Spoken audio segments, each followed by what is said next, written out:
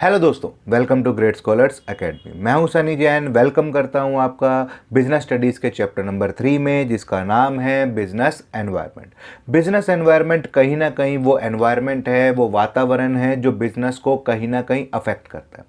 अब वो पॉजिटिवली भी हो सकता है और वो नेगेटिव भी हो सकता है। तो अगर आपके बिजनेस को कोई अपॉर्चुनिटी मिल रही है, यानी आपके बिजनेस को प्रॉफिट होने के चांसेस है आने वाले टाइम में किसी न किसी चेंज की वजह से, तो वो है आपकी अपॉर्चुनिटी।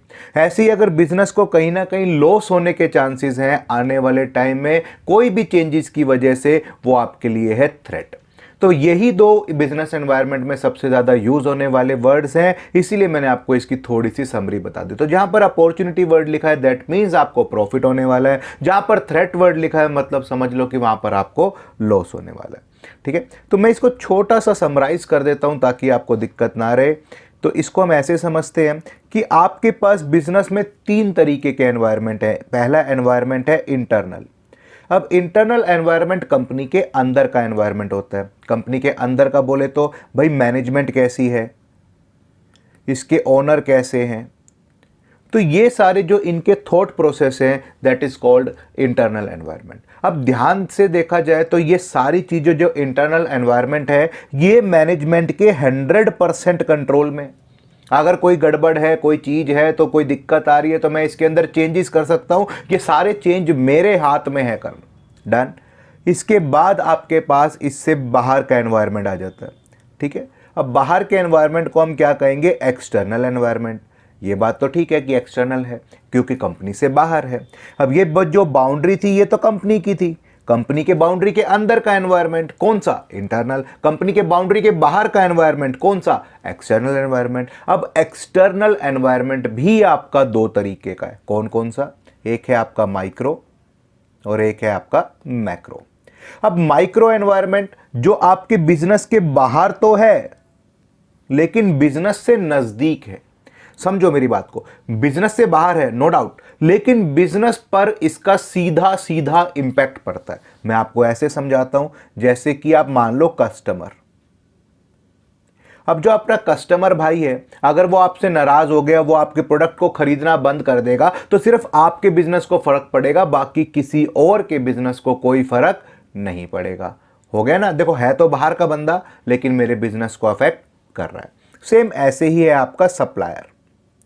है तो बाहर लेकिन आपको झगड़ा हो गया, उसने आपको रॉ मटेरियल देना बंद कर दिया। ऐसे ही मिडलमैन्स, है तो बाहर लेकिन ये लोग आपके सामान को सेल करते हैं, बीच के मिडलमैन्स। तो बेसिकली ये माइक्रो एनवायरनमेंट है। बाहर तो है लेकिन आपके बिजनेस को सीधा सीधा इंपैक्ट करता है। आप इसको थोड़ा बहुत कंट्रोल कर सकते हो। कैसे भाई? कस्टमर नाराज हो गया, आपने कॉम्प्लीमेंट्री गुड्स दे दिया। सप्लायर नाराज हो गया, एडवांस पेमेंट दे दी। मिडलमैन की कमीशन बढ़ा दी। तो जैसे इंटरनल पर तो 100% कंट्रोल था, लेकिन ये जो आपका बाहर माइक्रो एनवायरनमेंट है, इसके ऊपर आपका कैसा कंट्रोल है? Partial control. ठीक है, थोड़ा बहुत कंट्रोल है। इसके बाद आपके पास आता है मैक्रो एनवायरनमेंट। ये बड़ा ही जटिल है, बड़ा ही समझना मुश्किल है। क्यों है? क्योंकि ये बिजनेस के बाहर है, बिजनेस से दूर है, लेकिन बिजनेस पर इंपैक्ट जरूर करेगा। और इसको याद रखने का तरीका है स्पेल्ट, SPEL और T, स्पेल्ट। अब इसको आप ऐसे समझो, social environment, political environment, economic environment, इसके बाद लीगल एनवायरनमेंट और कहीं ना कहीं टेक्नोलॉजिकल एनवायरनमेंट। डन। तो ये सारे एनवायरनमेंट आपको हेल्प करने वाले हैं एक बिजनेस एनवायरनमेंट को समझने के लिए। तो ये है हमारा बेसिक सा समरी चार्ट। यानी हम इसके अंदर जो इंपॉर्टेंट टॉपिक पढ़ने वाले हैं वो सारे मैंने आपको एक समरी चार्ट में बता दिए। तो आपके पास कितने एनवायरनमेंट है? एक इंटरनल जो कंपनी के अंदर का है, कंपनी का इसके ऊपर 100% कंट्रोल है। दूसरा एनवायरनमेंट है आपका कौन सा? माइक्रो। है तो कंपनी से बाहर, एक्सटर्नल का पार्ट है, लेकिन फिर भी ये कंपनी को सीधा सीधा इफेक्ट करता है। ये सिर्फ आपकी ही कंपनी को इफेक्ट करेगा, ये किसी और कंपनी पर इंपैक्ट नहीं डालेगा। और तीसरा है आपके पास मैक्रो एनवायरनमेंट, ये कंपनी से बाहर होता है, दूर होता है, लेकिन फिर भी इसका इम्पैक्ट कंपनी पर देखने को मिलता है। हो गया। और इसके ऊपर कंपनी का कोई कंट्रोल नहीं होता, नो कंट्रोल। डन। अब जैसे जीएसटी लागू हुआ, डिमोनेटाइजेशन लागू हुआ, तो बेसिकली आपके इम्पैक्ट तो आया ना बिजनेस पे, लेकिन आप इसे रोक नहीं पाए, तो इसलिए मैक्रो एनवायरनमेंट पर कोई कंट्रोल नहीं होता। डन। अब देखते हैं हम इसको बुक से। यहाँ पर बीच में एक बहुत ही ज़्यादा इंपॉर्टेंट है कि हम क्या क्या पढ़ने वाले हैं। एक तो कंसेप्ट्स पढ़ेंगे, फिर इंपॉर्टेंस पढ़ेंगे बिजनेस एनवायरनमेंट की, कंपोनेंट्स पढ़ने वाले हैं और वेरियस डायमेंशंस को पढ़ने वाले हैं। डिमोनेटाइजेशन भी हम यहाँ पर पढ़ने वाले हैं, लिबरलाइजेशन एलपीजी को भी पढ़ने वाले हैं, और एक मैनेजर को कैसे रिस्पॉन्स करना चाहिए इस एनवायरनमेंट के साथ बदलते हुए, ये भी हम इसमें पढ़ने वाले हैं।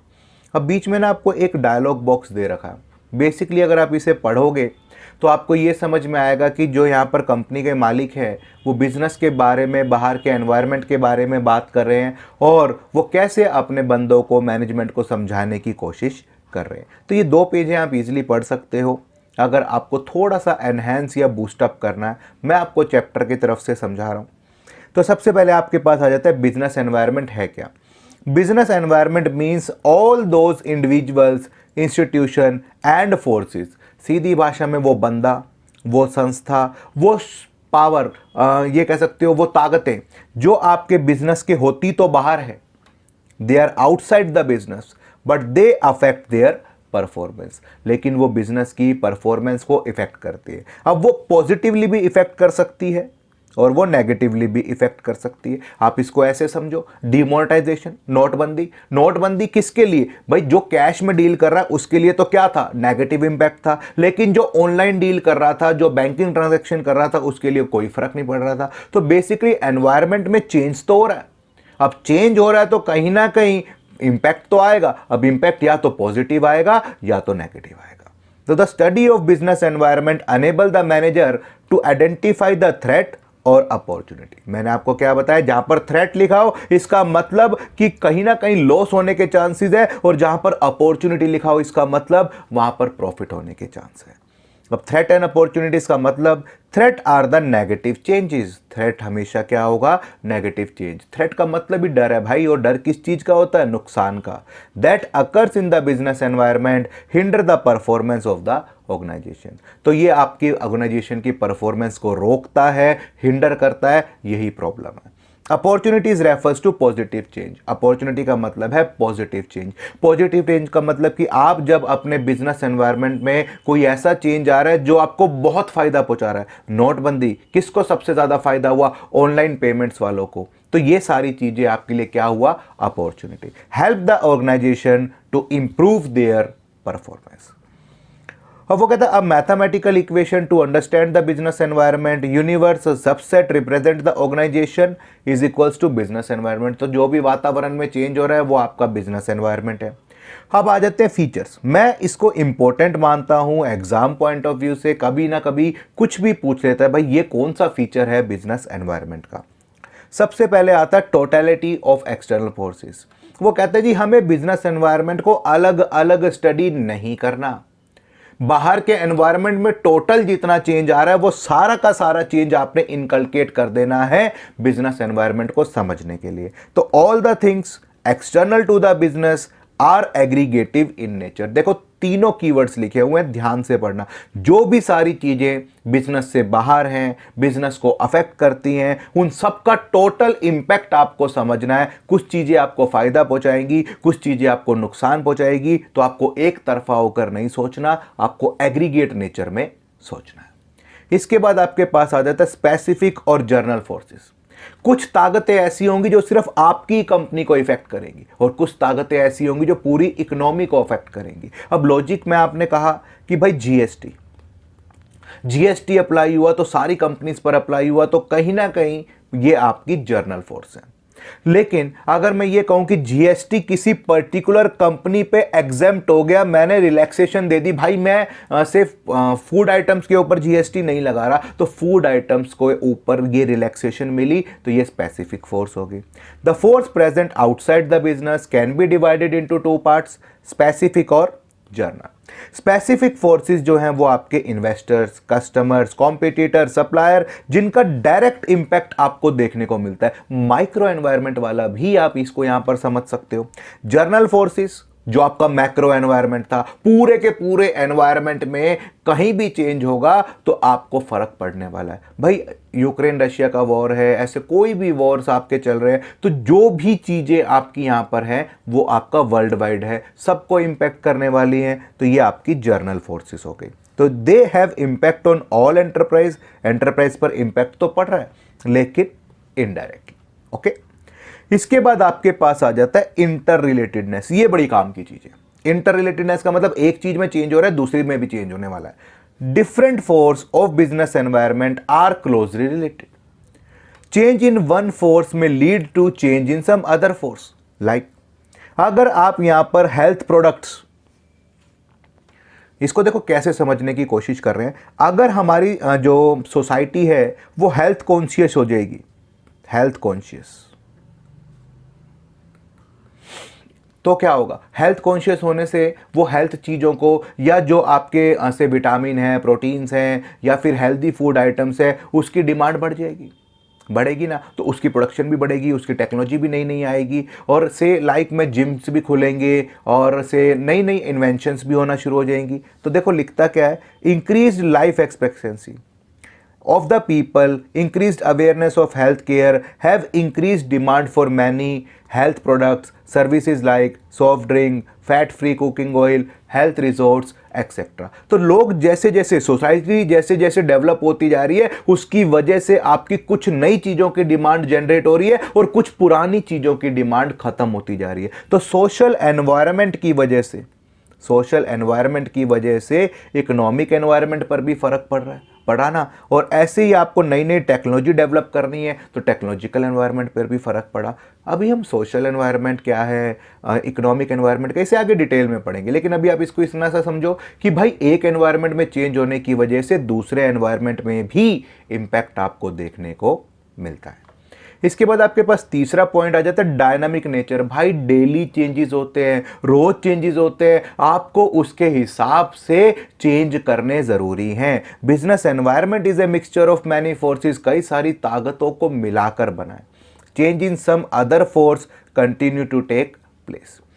चेंजेस में भी in terms of technological improvement, आपको यहाँ पर टेक्नोलॉजिकल इंप्रूवमेंट मिलेगी, कस्टमर की प्रेफरेंस मिलेगी, एंट्री ऑफ नई कंपटीशन इन द मार्केट, नए नए कंपटीटर्स आ सकते हैं, कस्टमर की प्रेफरेंस चेंज हो सकती है। कस्टमर पहले कोई प्रोडक्ट पसंद कर रहा था, आजकल वो नया प्रोडक्ट पर शिफ्ट हो गया है। ये सब चीज़ें आपकी डायनामिक है और ये पूरी मार्केट में चलती रहती है। तो बिजनेस एनवायरनमेंट डायनामिक नेचर का है, डेली चेंज हो जाना है।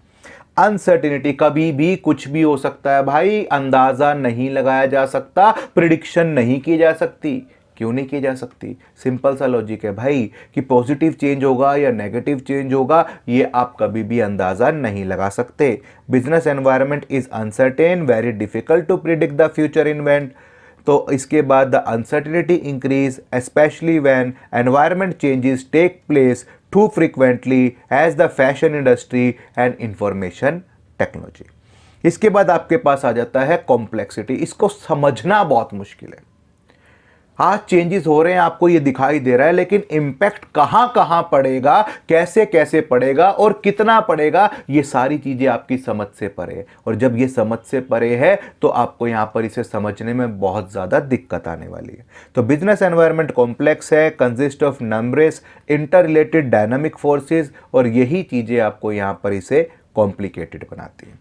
It is such type of phenomena, it is relatively easier to understand in parts but grasp in total। आप इसे छोटे छोटे हिस्सों में तो फटाक से समझ लोगे भाई, डिमांड पर क्या फर्क पड़ रहा है, सप्लाई पर क्या फर्क पड़ रहा है। जब मैं बात करूंगा भाई इकोनॉमी पर क्या फर्क पड़ रहा है, तब आपको समझ में नहीं आएगा। तो टोटलिटी में समझना बड़ा मुश्किल है, ओवरव्यू समझना बड़ा मुश्किल है, इंडिविजुअल पार्ट्स में समझना फिर भी थोड़ा सा आसान है। If there is a change in demand of a product in the market, it is very difficult to know the separate impact on social, economical, political, technological, legal forces of such change।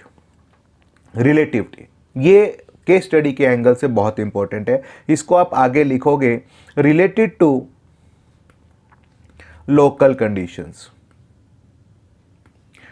आप इसको ऐसे समझो जैसे winters, अभी भाई हमारे यहाँ पर जो नॉर्थ इंडिया उसमें ज़्यादा ठंड पड़ती है, साउथ इंडिया में कंपैरेटिवली इतनी ठंड नहीं है, तो इसीलिए यहाँ पर जो आपके वुलन क्लोथ्स की डिमांड है वो आपके नॉर्थ इंडिया में ज़्यादा होगी और साउथ इंडिया में बहुत ही ज़्यादा कम होने वाली है। तो ये है आपका लोकल कंडीशंस जो अफेक्ट करती है आपके बिजनेस एनवायरनमेंट को। Business environment is a relative concept, it is related to local conditions. This is a reason that it is differ from country to country. इसलिए आपका बिजनेस एनवायरनमेंट जो है वो अलग अलग होता है।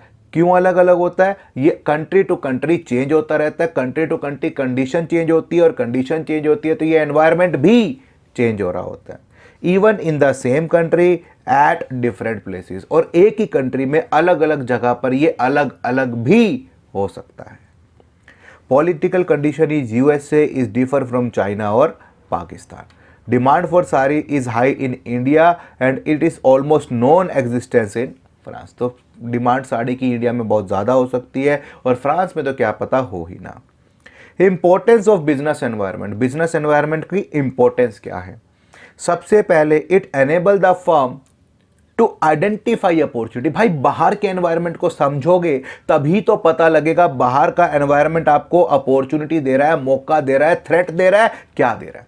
और जैसी अपॉर्चुनिटी मिल रही है तो आपको यहां पर क्या लेना पड़ेगा? फर्स्ट मूवर एडवांटेज, यानी जो बंदा पहले एडवांटेज जो चल गया, काम कर गया, वो मार्केट को इजीली ग्रैब कर जाएगा। हो गया clear? Environment provide numerous opportunities, helps in early identification of them, which further help the enterprise to become the first mover and strengthen its position in the industry. Opportunities refers to the positive external trends or change which help the firm to improve its performance. हो गया okay? इसके बाद it helps the firm to identify the threat. ये आपकी firms को threat identify करने में, warning signals identify करने में भी हेल्प करता है। यानी कि आप यहां पर इजीली ये पता कर सकते हो कि आपको कहां पर नुकसान हो रहा है और कहां पर आपको भैया खतरे का निशान दिखाई दे रहा है। ये सारी चीजें भी आप यहां पर स्टडी कर सकते हो। Beside opportunities it also provides threat as well. Environment awareness help the firm to identify on them on time and serve as early warning signal। तो अगर एक फर्म जो बिजनेस एनवायरनमेंट को अच्छे से स्टडी करती है तो उसे फटाक से पता लग जाएगा कि कहां पर नुकसान हो सकता है, ये उसके लिए खतरे की घंटी है। Threats are refers to the external environment trend and changes that hinders firm performance.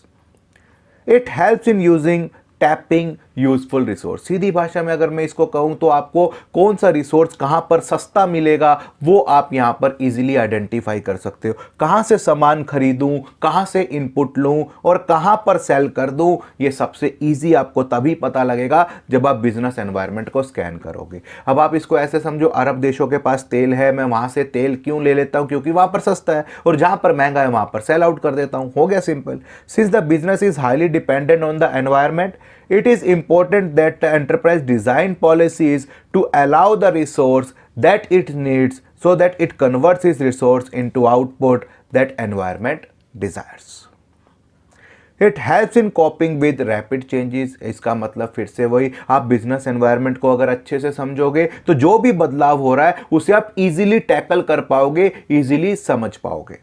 Business environment helps in coping with the pace of change, increasingly dynamic environment. In order to effectively cope up with that changes, manager must understand and examine the environment and develop a suitable course of action. इसके बाद आपके पास fifth point आ जाता है, ये आपको मदद करता है। असिस्ट का मतलब है आपका हेल्प करना। तो ये आपको हेल्प करता है किस चीज़ में? प्लान करने में, क्या काम करना है फ्यूचर में, पॉलिसीज़ बनाने में, फ्यूचर में किस तरीके से आपको काम करना है, कैसे फ़ायदा है, ये सारी चीज़ें आपको बताता है। Since environment is a source of both opportunities and threat, it is understanding and analysis provide future course of action for planning and developing guidelines for decision making। किस तरीके से काम करना है, क्या काम करना है, ये सारी जानकारी आपको बिजनेस एनवायरनमेंट देता है। It helps in improving the performance. अब आप इतना सारा समझ गए, आपने बिजनेस एनवायरनमेंट को स्कैन कर लिया, अपॉर्चुनिटी थी तो उसको पकड़ लिया, थ्रेट था तो उसको रोक लिया। जब आप इतनी सारी चीजें कर लोगे तो ऑटोमेटिकली आपकी परफॉर्मेंस क्या हो जाएगी भाई, इंप्रूव हो जाएगी। तो business environment helps in improving the performance of an enterprise, monitoring the environment and adjust them accordingly. अब बिजनेस एनवायरनमेंट के देखो कंपोनेंट्स क्या क्या है। अब जब मैं आपको ये वाली बात बताता हूँ कि कंपोनेंट्स क्या क्या है, तो आप इसको बहुत ही ज़्यादा इजीली समझ पाते हो। इसको आप ऐसे समझ पाओगे कि आपके पास यहाँ पर इंटरनल और एक्सटर्नल एनवायरनमेंट है। इंटरनल कंपनी के अंदर का हो गया और एक्सटर्नल कंपनी के बाहर का हो गया। अब इंटरनल में क्या हो गया, कंपनी के ऑब्जेक्टिव्स क्या है, पॉलिसीज क्या है, कंपनी का स्ट्रक्चर किस तरीके से बना हुआ है, मैनेजमेंट कैसा है, काम करने की टेक्निक कैसी है, प्रोडक्शन कैपेसिटी, कितना सामान बनाने की क्षमता है, ये सब इंटरनल एनवायरनमेंट है। एक्सटर्नल में मैंने आपको कहा था दो एनवायरनमेंट होते हैं, एक माइक्रो और एक मैक्रो। माइक्रो एनवायरनमेंट को हमने देखो एक और नाम दिया, मल्टीपल चॉइस क्वेश्चन के एंगल से ऑपरेटिंग एनवायरनमेंट। नाम याद रखना जरूरी है। जिस एनवायरनमेंट में बिजनेस ऑपरेट करता है, जिस एनवायरनमेंट को बिजनेस सीधा सीधा अफेक्ट करता है, वो है आपका micro environment. Customer, supplier, competitor, public, intermediaries, इनसे आपको सीधा सीधा डील करना है। इसमें चेंज होगा तो सिर्फ आप ही के बिजनेस पर फर्क पड़ेगा, बाकी किसी बिजनेस पर फर्क नहीं पड़ेगा। इकोनॉमिक एनवायरनमेंट, ये इकोनॉमिक एनवायरनमेंट स्पेल्ट मैंने आपको बता दिया था, स्पेल्ट सोशल, पॉलिटिकल, उसके बाद इकोनॉमिक, लीगल और टेक्नोलॉजिकल। हो गया क्लियर। अब हम इसे थोड़ा सा डिटेल में पढ़ेंगे। Internal environment are those factor which are present within the business itself, and business का इसके ऊपर सीधा सीधा डायरेक्ट कंट्रोल होता है। मैं इसको यहां पर लिखता हूं 100% कंट्रोल। इसके बाद एक्सटर्नल एनवायरनमेंट में क्या होने वाला है, external environment refers to all those factor which influence business exists outside the business, business has no control over these factor.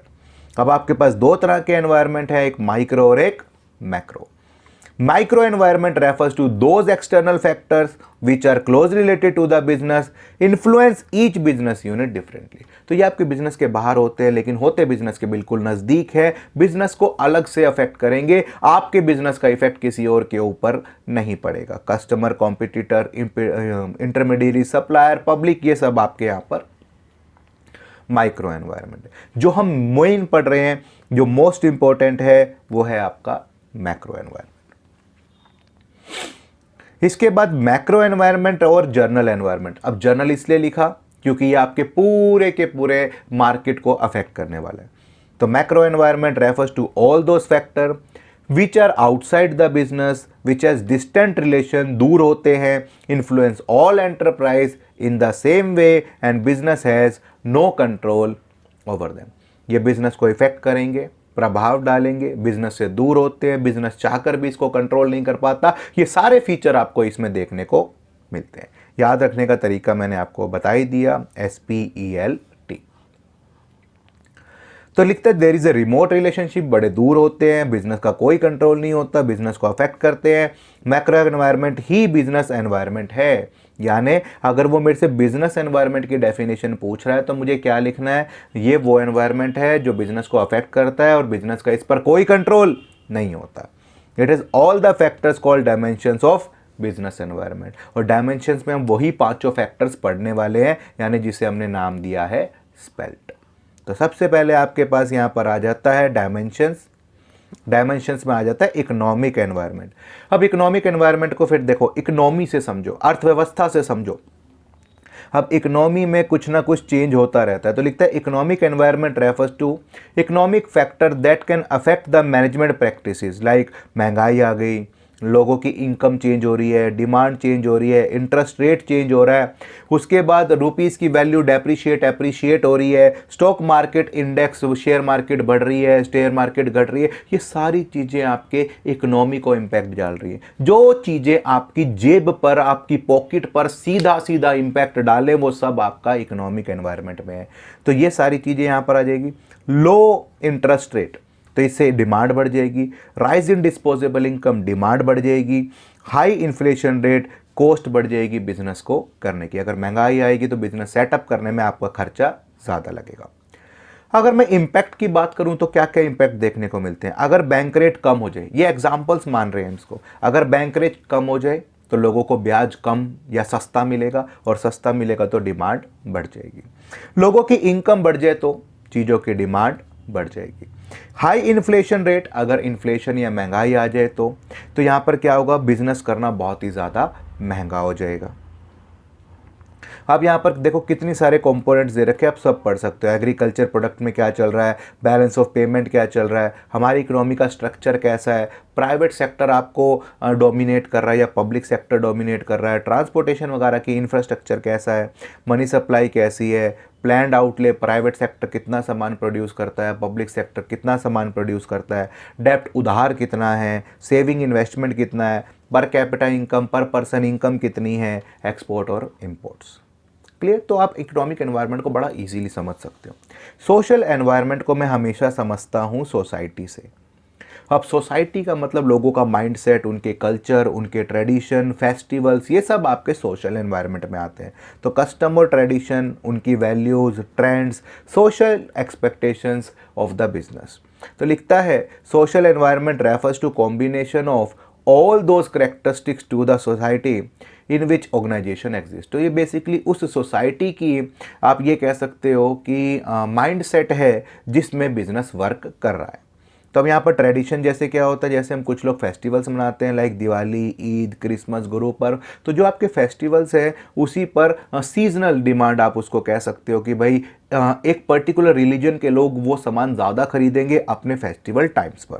Values की बात करें तो लोगों का थॉट प्रोसेस कैसा है, लोगों को आज़ादी कितनी है अपनी बात को एक्सप्रेस करने की, आप इसको ऐसे भी कह सकते हो वुमेन्स को कितनी आज़ादी दी गई है, सोशल जस्टिस, न्याय कैसा है, इक्वालिटी ऑफ अपॉर्चुनिटीज, सबको बराबर अपॉर्चुनिटीज़ मिल रही है नहीं मिल रही है, नेशनल इंटीग्रेशन मतलब लोग आपस में जुड़े हुए हैं या नहीं हुए, ये सारी चीज़ें आप यहाँ पर पढ़ते हो। सोशल ट्रेंड का मतलब सोसाइटी में क्या चल रहा है, लोग कितने एजुकेटेड हो रहे हैं, अच्छा किस डायरेक्शन में मूव कर रहे हैं, किस चीज़ की डिमांड बढ़ रही है, जैसे लोग रेस्टोरेंट्स हो गया, हेल्दी ट्रेंड्स हो गया, तो ये सब चीज़ें यहाँ पर पढ़नी होती है। तो ट्रेडिशन से क्या होगा, ट्रेडिशन से होगा जैसे फाइनेंशियल अपॉर्चुनिटीज़ मिलती है, ग्रीटिंग कार्ड, स्वीट्स, अगर आपका फेस्टिवल आ रहा है तो उस पर्टिकुलर रिलीजन के लोग जो है वो उस फेस्टिवल को मनाने के लिए क्या करेंगे, स्वीट्स, मिठाइयाँ, कपड़े, ये सब खरीदेंगे, डिमांड बढ़ जाएगी। वैल्यूज़ में आपको फ्रीडम की कितनी चॉइस है, भैया मम्मी मुझे अपने कपड़े खुद खरीदने देती है या मम्मी अभी भी मेरे साथ जाती है, that is called freedom. Business opportunity कैसी है, डिस्क्रिमिनेटरी एम्प्लॉयमेंट प्रैक्टिसेस, लोगों को भेदभाव हो रहा है या अब उनको बराबर का मौका दिया जा रहा है, ये सब चीज़ें हम यहाँ पर स्टडी करते हैं। सोशल ट्रेंड कैसे हैं, लोग ऑर्गेनिक फूड खा रहे हैं, डाइट सॉफ्ट ड्रिंक, चीनी को छोड़ रहे हैं, ये सारी चीज़ें आपकी सोशल ट्रेंड में आ जाती हैं। ओके, इसके बाद तीसरा एनवायरनमेंट आपके पास आ जाता है टेक्नोलॉजिकल एनवायरनमेंट। अब टेक्नोलॉजिकल एनवायरनमेंट क्या है उसको समझो। टेक्नोलॉजिकल एनवायरनमेंट कहीं ना कहीं टेक्निक से रिलेटेड है। अब टेक्निक से रिलेटेड है, या तो आप टेक्निक को नया इन्वेंट करने वाले हो या अपडेट करने वाले हो, तो या तो इम्प्रूवमेंट होने वाली है या तो इनोवेट होने वाला है। तो न्यू वेज, नए नए तरीके लेकर आने हैं, न्यू मेथड्स लेकर आने हैं किसी भी चीज़ को प्रोड्यूस करने के लिए।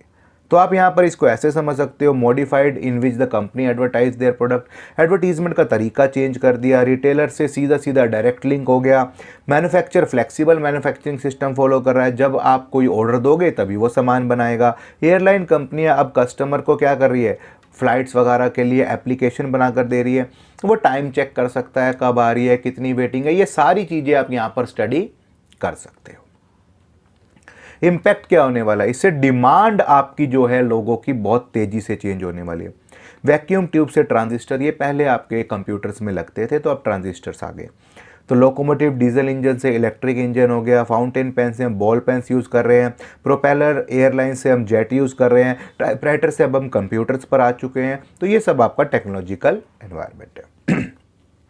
इसके बाद आपके पास आता है पॉलिटिकल एनवायरनमेंट। अब पॉलिटिकल एनवायरनमेंट को अगर मैं अपनी लैंग्वेज में समझूं तो भैया पॉलिटिकल पार्टीज़ की आइडियोलॉजी, जैसे हमारे यहाँ पर बीजेपी है, कांग्रेस है, आम आदमी पार्टी, ऐसे बहुत सारी पार्टीज़ हैं, तो हर एक की अपनी एक आइडियोलॉजी है। अब आइडियोलॉजी है तो जैसे ही जो पार्टी रूल करेगी, तो जो पार्टी सत्ता में आएगी तो वो अपनी माइंडसेट को अप्लाई करेगी, तो that is called political environment. तो लिखता है political environment refers to the political condition in the country and attitude of elected government toward business. It has great impact on business community के ऊपर बहुत ही ज़्यादा इम्पैक्ट है। पॉजिटिव इम्पैक्ट भी हो सकता है, नेगेटिव भी हो सकता है। बिजनेसमैन कैन कॉन्स्टेंटली और केयरफुली इस चीज़ को वॉच करते रहना चाहिए। अब कुछ जगह पर स्टेबल पॉलिटिकल कंडीशन का मतलब भाई सरकार जो है अपने 5 साल पूरे कर पा रही है या नहीं कर पा रही है। अब कुछ कंट्रीज है जहाँ पर सरकार अपने 5 साल पूरे नहीं कर पाती है, तो ऐसी जगह पर मल्टीनेशनल कंपनियां जाना नहीं चाहेंगी। तो ऐसे ही आपके यहाँ पर जो लोग हैं उनको भी भरोसा नहीं होगा कि सरकार उनके लिए कुछ अच्छा करेगी। तो create certainty for the business. तो पॉलिटिकल अनरेस्ट, अगर आपके यहाँ पर पॉलिटिकल कंडीशन स्टेबल नहीं है तो लोगों का माइंडसेट भी स्टेबल नहीं रहेगा। तो लिखता है जैसे पॉलिटिकल स्टेबिलिटी है तो long term project easily apply हो पाएंगे। एटीट्यूड ऑफ द गवर्नमेंट से आपको पता लग जाएगा कि वो बिजनेस के लिए पॉजिटिव है या नेगेटिव, उसी के हिसाब से आप यहाँ पर काम कर सकते हो। आखिरी वाला आ जाता है लीगल एनवायरनमेंट। इसको मैं साइड में लिख लेता हूँ समझने के लिए, लॉ, कानून। तो लिखता है legal environment refers to the total all act pass by the government, judgement of the government, decisions rendered by the government, commissions or agencies. It is imperative for the management for every enterprise to obey the law of the land. तो सीधी भाषा में कहता है कि जो भी कानून पास हुआ है कोर्ट के अंदर, पार्लियामेंट के अंदर, वो आपको मानना पड़ेगा, फॉलो करना पड़ेगा। यही है आपका लीगल एनवायरनमेंट। तो ये एडिक्वेट नॉलेज होनी चाहिए, बिजनेस को स्कैन करते रहना चाहिए इस एनवायरनमेंट को केयरफुली। तो जैसे एडवर्टाइजमेंट बैन है, आपकी स्टैट्यूटरी वार्निंग देना बहुत ही ज़्यादा ज़रूरी है। जब भी सिगरेट की आप ऐड या सिगरेट की टोबैको प्रोडक्ट्स की जब ऐड आती है तो उसके नीचे लिखा होता है कि भाई cigarette smoking is injurious to health, tobacco chewing is injurious to health. ये सारी चीज़ें आप यहाँ पर स्टडी करते हो। ओके, तो ये आपके 5 एनवायरनमेंट थे जो हमने क्लियर कर लिए। बीच में बहुत सारी केस स्टडीज आपको दे रखी हैं। आपको कोई दिक्कत आ रही हो इन सब केस स्टडीज में तो आप इजीली देखो सॉर्ट कर सकते हो। ठीक है, तो अब ये आपका सारी केस स्टडीज हैं, आप इसे खुद इजीली अटेम्प्ट कर सकते हो। किसी पॉइंट में डाउट हो तो आप मेरे से पूछ लेना, कमेंट कर लेना, मैं आपको आंसर भी दे दूंगा। ओके, इसके बाद देखो बहुत सारी केस स्टडीज़ आपकी यहाँ पर दे रखी हैं दुनिया भर की। इसके बाद मैंने कहा था एक हम चीज़ें पढ़ने वाले हैं, डीमोनेटाइजेशन। अब डीमोनेटाइजेशन का मतलब है नोटबंदी, impact of government policy change on business and industry. Basically demonetisation का मतलब है नोटबंदी, और जब आप बिजनेस या नोट के पीछे से जब आप करेंसी के पीछे से लीगल टेंडर विड्रॉ कर लेते हो तब वो आपका बन जाता है demonetisation. The government of India 8 नवंबर 2016 को प्रोफाउंड किया उसने कि implications in the Indian economy. Because of this announcement 2 सबसे बड़े नोट हमारे यहाँ पर बंद हो चुके थे, 500 और 1000 के। तकरीबन 86% जो करेंसी थी वो 500 और 1000 के नोट की थी, और वो आपकी क्या हो गई, इनवैलिड। इससे क्या हुआ, फीचर्स क्या हैं इसके, टैक्स एडमिनिस्ट्रेटिव मेजर। अब देखो बैंक नोट बंद हो चुके थे तो आपको नोट बदलवाने जाना था, और नोट बदलवाने जाना था तो आपको बैंकों के पास जाना पड़ा। तो cash in hand declared income was readily deposit in the bank got exchange with the new currency. तो आपने नई करेंसी के साथ उसे क्या कर लिया, एक्सचेंज कर लिया। But those who held black money come forward to declare unaccounted cash and pay tax with the penalty. अब जिन लोगों के पास इनकम कम थी वो तो इजीली बैंक में जमा कराए, जिसके पास पैसे बहुत ज़्यादा थे तो उन्हें अपनी इनकम को डिक्लेयर करना पड़ा, और डिक्लेयर करना पड़ा तो साथ में पेनल्टी भी पे करनी पड़ी। टैक्स इवेजन का मतलब जो भी आपके लोग टैक्स चोरी कर रहे थे, टैक्स को कम दिखा रहे थे, उन्हें भी अपना टैक्स शो करना पड़ा। तो the government indicated that tax evasion would no longer be tolerated और accepted. The tax collection government का बहुत ही ज़्यादा तेजी से इंक्रीज हुआ।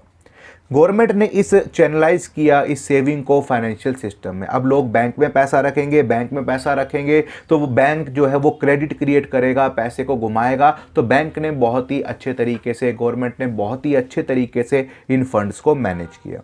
तो demonetisation leads to tax administration, channelising of saving into more financial formal system. As a result नए नए डिपॉजिट्स हुए, न्यू स्कीम्स निकाली गई, providing loans at low interest rate. और यहाँ पर एक सपना था कैशलेस इकोनॉमी क्रिएट करने का, वो भी कहीं ना कहीं बहुत ही ज़्यादा पूरा हुआ। लोग आज कैश में कम डील करते हैं, यूपीआई ऑनलाइन पेमेंट्स को बहुत ही ज़्यादा डील कर रहे हैं। क्लियर? तो इम्पैक्ट डिमोनेटाइजेशन का क्या क्या पड़ा, मॉनेटरी इंटरेस्ट रेट कम हो चुके थे, प्राइवेट वेल्थ लोगों की कम हुई, पब्लिक सेक्टर पर कोई फर्क नहीं पड़ा, डिजिटाइजेशन तेजी से हुआ, रियल एस्टेट जो है उसके प्राइस गिर गए और टैक्स कलेक्शन बहुत ही ज़्यादा तेजी से बढ़ा। तो इसके बाद इकोनॉमिक रिफॉर्म्स भी आपके पास दे रखे हैं, एलपीजी, लिबरलाइजेशन, प्राइवेटाइजेशन और ग्लोबलाइजेशन। मैं आपको इसको थोड़ा थोड़ा समरी आपको बता रहा हूं। लिबरलाइजेशन का मतलब है एल से लिबरलाइजेशन और एल से लाइसेंस को रिमूव करना। अब लाइसेंस राज कोटास को आपने यहां पर क्या कर दिया था, रिमूव कर दिया था। क्यों कर दिया आपने इस लाइसेंस राज को रिमूव? क्योंकि लोगों को छोटे छोटे बिजनेस खोलने के लिए भी लाइसेंस लेना पड़ रहा था। तो abolishing the licensing requirement, freedom from deciding in scale of business. पहले बिजनेस कौन सा खोलना है तो लाइसेंस लो, कितना बिजनेस करना है तो लाइसेंस लो, बिजनेस को एक्सपेंड करना है तो लाइसेंस लो। तो 1991 में हमने इन सारे के सारी लाइसेंसिंग प्रथा को हटा दी। Freedom from fixing the price, आप अपनी मर्जी से प्राइस फिक्स करो। Easy to attract foreign capital, अब आप जब चाहो फॉरेन कैपिटल को अट्रैक्ट करो। कोई भी रेस्ट्रिक्शन नहीं है एक जगह से दूसरी जगह सामान लेकर जाने में। टैक्सेस को कम कर दिया और फालतू के अननेसेसरी कंट्रोल्स हमने यहाँ से हटा दिए। और आपने इंपोर्ट और एक्सपोर्ट प्रोसीजर को भी बहुत ही ज़्यादा सिंप्लीफाई कर दिया। प्राइवेटाइजेशन की बात करें तो यहाँ पर प्राइवेटाइजेशन में क्या हो रहा है, पब्लिक सेक्टर अंडरटेकिंग जो थी, सरकारी कंपनियां जो थी, उससे ओनरशिप निकाल ली सरकार ने और वो शेयर किसको बेच दिया, प्राइवेट सेक्टर को, बीइंग आइदर पार्शली और कंप्लीटली। अब या तो कुछ हिस्सा बेच दिया या पूरा का पूरा हिस्सा बेच दिया, दैट इज कॉल्ड प्राइवेटाइजेशन। तो प्लान्ड डिसइन्वेस्टमेंट करी सरकार ने, धीरे धीरे करके पब्लिक सेक्टर से पैसा निकाला। लॉस मेकिंग और 6 यूनिट्स को किसको बेच दिया, फाइनेंशियल सेक्टर को। Redefining the role of public sector, अब पब्लिक सेक्टर क्या क्या काम करेगा, कैसे सपोर्ट करेगा, ये सारी चीजें भी आपने यहाँ पर डिस्कस करी। ग्लोबलाइजेशन की बात करें तो integrating the economy with the rest of the world, आपने अपनी इकोनॉमी को वर्ल्ड इकोनॉमी के साथ इंटीग्रेट कर दिया, जोड़ दिया, इंपोर्ट और एक्सपोर्ट को इजी कर दिया सीधी भाषा में। तो लिखता है लाइसेंसिंग वगैरह को जो था, टैरिफ वगैरह जो थे, वो आपने सब ऑलमोस्ट रिमूव करने की यहाँ पर कोशिश करी। तो कॉमन एक्सेप्टेबल मैकेनिज्म, जिससे झगड़ा हो रहा था, उसे सोल्व किया। ग्लोबल पर्सपेक्टिव, अब आप यहाँ पर ग्लोबल माइंड से सोच रहे थे। Free flow of capital among the Nations, लोगों के पास पैसा आना पैसा जाना ईजी हो गया। गुड्स एंड सर्विसेज का लेन देन ईजी हो गया। इंफॉर्मेशन टेक्नोलॉजी का लेन देन एक्सपोर्ट इंपोर्ट ईजी हो गया। और बंदे भी, पीपल्स भी एक कंट्री से दूसरी कंट्री ईजिली जाने लगे एम्प्लॉयमेंट अपॉर्चुनिटीज को लेकर। डन। इंपैक्ट क्या पड़ा गवर्नमेंट का इन पॉलिसीज पर, कंपटीशन बढ़ गया। कंपटीशन बढ़ने का मतलब क्या होगा, अब आपके यहां पर जो है मल्टीनेशनल कंपनी आएंगी तो डोमेस्टिक प्रोड्यूसर को भी तेजी से काम करना पड़ेगा, क्वालिटी को इंप्रूव करने की कोशिश करनी पड़ेगी। मोर डिमांडिंग कस्टमर, यहां पर कस्टमर को सोवरियन मान लिया, राजा मान लिया। अब कस्टमर जो डिमांड कर रहा था, कस्टमर की डिमांड को हर तरीके से पूरा करने की कोशिश की जा रही थी। और कस्टमर के पास बहुत ज्यादा वाइडर चॉइसेस थी। अपने देश का प्रोडक्ट तो था ही था, अब वो क्या कर सकता था, वो बाहर का इंपोर्टेड सामान भी खरीद सकता था। रैपिडली चेंजिंग टेक्नोलॉजिकल एनवायरनमेंट, तो कह रहा हाई लेवल कंपटीशन फोर्स ने बिजनेस को नए नए तरीके दिए, नई नई अपॉर्चुनिटीज लेकर आया, टेक्नोलॉजी को डेवलप किया, एप्लीकेशंस डेवलप हुई ताकि कस्टमर को ज़्यादा से ज़्यादा सपोर्ट किया जा सके। New technology make it possible to improve machine, process, products, services etcetera. Necessity for change, अब आपको बदलाव भी करना जरूरी था। तो लिखता है after government policies market forces become turbulent, as a result businesses continuously updating their working. अब वो यहाँ पर कह रहा है कि कहीं ना कहीं आपको बदलाव की जरूरत थी। आप पुराने तरीके से काम करते आ रहे थे, लेकिन 1991 के बाद कंपटीशन बढ़ा तो आपको भी अपने अंदर बदलाव लेकर आना पड़ा, अपने आप को भी परफॉर्मेंस को इंप्रूव करना पड़ा। Need for developing human resource, अब आपने यहाँ पर ह्यूमन रिसोर्स को भी डेवलप करने के लिए, ह्यूमन रिसोर्स का मतलब जो आपके पर्सन्स हैं, एम्प्लॉयज हैं, उनकी स्किल्स को भी तो डेवलप करना पड़ेगा ना भाई, वरना मल्टीनेशनल कंपनी उनको हायर नहीं करेगी। तो ये सब चीजें भी यहां पर देखने को मिली। मार्केट ओरिएंटेशन, पहले आप सामान को बना लेते थे और फिर आप कस्टमर ढूंढते थे, लेकिन अब आपने इसका रिवर्स करना शुरू किया। पहले आप मार्केट में जाकर ये पता करते हो कि कस्टमर को चाहिए क्या और चाहिए क्या, फिर आप उस प्रोडक्ट को बनाकर कस्टमर को डिलीवर करते हो। Loss of budgetary support to the public sector, as a result of economic reform public sector का जो रोल था वो कम होता चला गया। This is evident reduction in budgetary support to the government to this sector. अब यहाँ पर जो इसको है ना प्राइवेट सेक्टर को तो ज़्यादा ये कैसे इंपॉर्टेंस मिल रही थी, पब्लिक सेक्टर को कम इंपॉर्टेंस मिल रही थी। तो पब्लिक सेक्टर की जो सिक यूनिट्स थी वो बंद हो चुकी थी, तो उनको अब हमें सपोर्ट करने की ज़रूरत नहीं थी। तो public sector undertaking has clearly understood that in order to survive and grow they will be more efficient and creating their own resource. अब पब्लिक सेक्टर को भी समझ में आ गया था भाई सरकारी कंपनियां काम करेंगी तो ही मार्केट में टिकेंगी, अदरवाइज वो मार्केट से आउट हो जाएंगे। हो गया क्लियर यहाँ तक? ये आपका इंपैक्ट था। अब आपका लास्ट टॉपिक रह गया है यहाँ पर managerial response to changing environment.